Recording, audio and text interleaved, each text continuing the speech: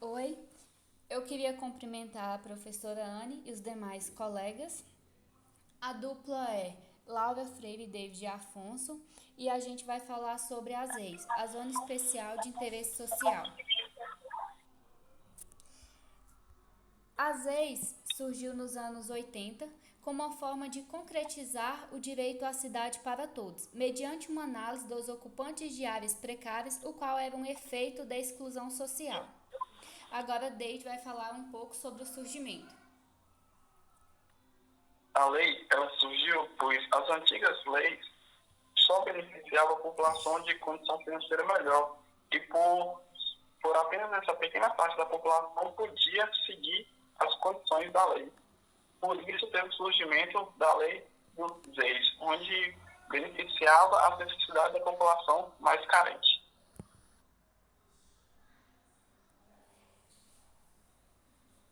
E a lei ela deve se encaixar no plano diretor ou em qualquer outra lei municipal e deve ser instituída em uma lei de igual hierarquia com a lei da zoneamento, lei de uso de ocupação do solo.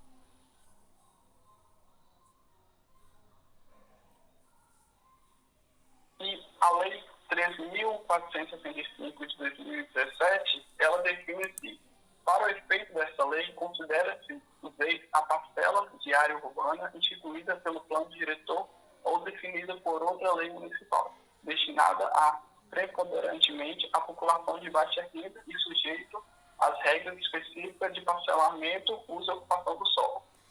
De modo geral, é um instrumento de política urbana e habitacional que proporciona uma inclusão da população de baixa renda no zoneamento das cidades. Assim, eles obtêm uma parcela do solo para poder ter uma moradia digna, com a melhoria urbanística e todo um equipamento e infraestrutura.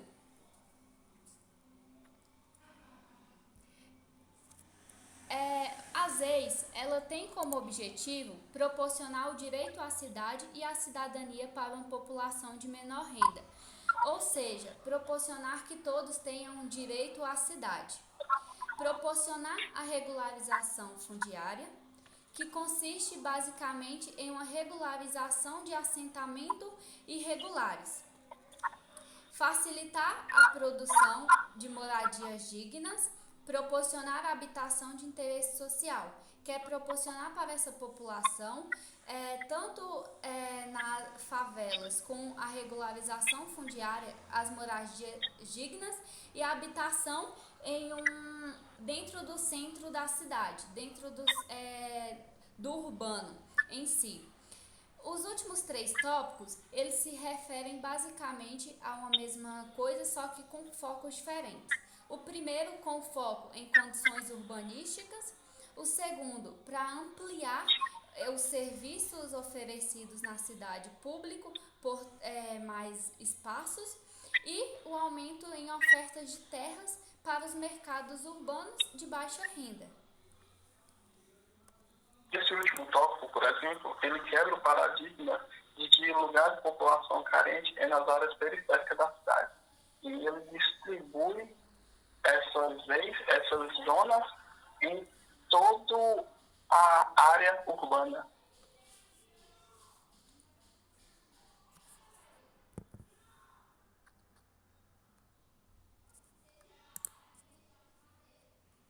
E agora vem para os dois tipos de leis, os leis de vazio e os leis de revalorização. A Laura vai falar um pouco sobre os leis de vazio. Os ex de vazios é a demarcação sobre áreas vazias sem construções ou sem uso, inseridos em áreas já urbanizadas com infraestrutura. Tem como objetivo ampliar espaços de terra urbanizadas para as habitações de interesse social, ou seja, são áreas da cidade que são vazios urbanos, que não têm construção alguma ou que não têm uso, que são usadas de acordo à lei para fazer-se a habitação de interesse social para essa população de baixa renda, de modo que possa ser bem localizado para que ela tenha acesso tanto a infraestrutura de transporte, saneamento básico, escolas e serviços. A gente tem um exemplo no conjunto Heliópolis, em São Paulo, que pode-se observar o seu entorno, que é inserido em um espaço com uma boa infraestrutura.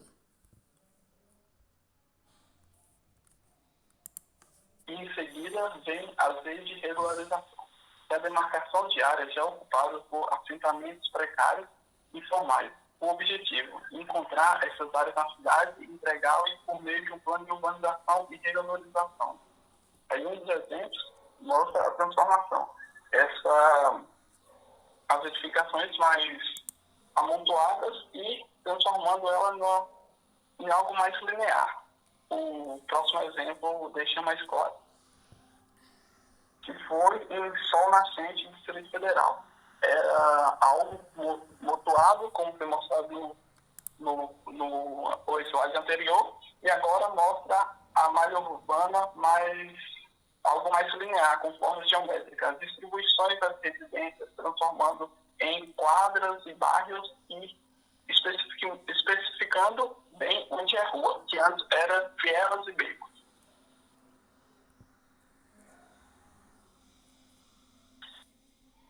E agora o exemplo positivo de Diadema, São Paulo. Diadema, São Paulo. A área total é de 30.796 km². A população é de 420.934 habitantes. Em 1973, o plano diretor era 70% da área de urbanização de uso industrial, 3% de área para loteamento e habitacionais. Já em 2004, o plano diretor aumentou para 6,5% de área para loteamentos habitacionais. Área de interesses sociais ocupados, destacado em vermelho. E a área de interesses sociais desocupados, que são destacados em amarelo. Percebe-se bem que está bem distribuído em toda a cidade. Em um resultado de 20 anos, pode-se perceber que de 219 áreas precárias, 159 estão totalmente urbanizadas, teve uma redução de 30% de moradores de favelas para 3% e 90% com infraestrutura completa. Ou seja, quando às vezes ela é aplicada corretamente e de forma a beneficiar a cidade, os resultados são claros. Análise crítica. Mediante um estudo abrangente, combinado com os conhecimentos obtidos durante as aulas, compreende-se que às vezes é uma forma de diminuir a segregação da cidade proporcionada pela divisão do terreno. No entanto, é compreensível que muitas vezes não ocorre de tal maneira, pois é encontrado situações que às vezes não é implantada com os critérios exigidos, como por exemplo, infraestrutura inadequada, loteamentos pequenos ou loteamentos afastados, o qual insere a população de baixa renda fora da cidade, afastando os mesmos dos próprios serviços públicos, como o transporte. Sendo assim, às vezes em si é uma possibilidade de tornar a cidade para todos, com uma moradia digna, se aplicada corretamente e com bom senso. O que a gente aprende com isso? Que às vezes ela em si ela foi criada para ser algo benéfico à cidade e que trouxesse resultados positivos a uma urbanização completa e a uma inclusão social de toda a população de baixa renda. Só que, no entanto, nem sempre acontece dessa maneira. Às vezes ela não é, muitas vezes, aplicada como ela foi criada para ser. Em vez de colocar a população dentro da cidade, como foi o intuito, muitas vezes ela é segregada ao redor da cidade. Um dos grandes exemplos são as conhecidas como casinhas populares, que pelo meu entendimento, pelo que eu estudei, ela pode se encaixar nas leis ou se encaixa nas leis, não sei especificamente, mas elas são colocadas, vamos dizer, na franja da cidade, nas áreas mais periféricas. E acredito que muitas desses projetos de casas populares não tenham os critérios que necessitam ter. E só que o pessoal que utiliza a casa popular para sua moradia, ela não tem o conhecimento de todos os critérios que essa lei abrange. Então, ela não sabe até onde vai o seu direito. Então, muitas delas acreditam que o que ela já tem já é o suficiente. Então, não sabe muito bem o que mais ela poderia ter. E pelo estudo, a gente pode ver que tem vastas outras possibilidades, vastas outras opções de infraestrutura que era para ter necessário nesses bairros. Então, Pode falar. não, prossiga. E um exemplo que eu vi, pois eu não sei exatamente onde aconteceu, mas eu sei que foi na época da Copa, onde algum responsável por lá foi até algum ponto conhecido da cidade, onde tinha aglomeração de muitas pessoas, e ele mandou vir um carro, um caminhão-pipa, e jogar água e limpar, expulsar todas essas pessoas, porque próximo de lá tinha, acho que era um viaduto, algo do tipo, que o pessoal que estava vindo para a Copa de fora do país ia passar, ia ter a visão desse local. Então, o rumo que ele tomou foi o quê? Ele ia expulsar o pessoal que estava lá, e só para que o pessoal possa passar por lá e ter uma visão, vamos dizer, clean, uma visão agradável entre aspas, no lugar de resolver o problema. Eu não estou dizendo que ele tinha que mudar o pessoal e aplicar a lei Reis nessa situação.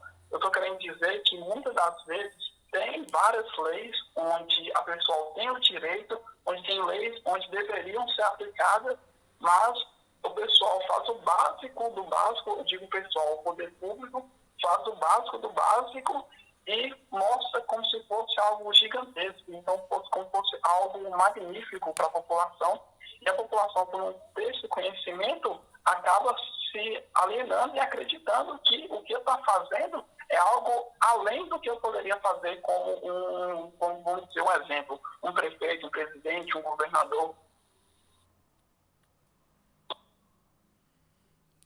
Era só isso. Muito obrigada. Muito obrigado.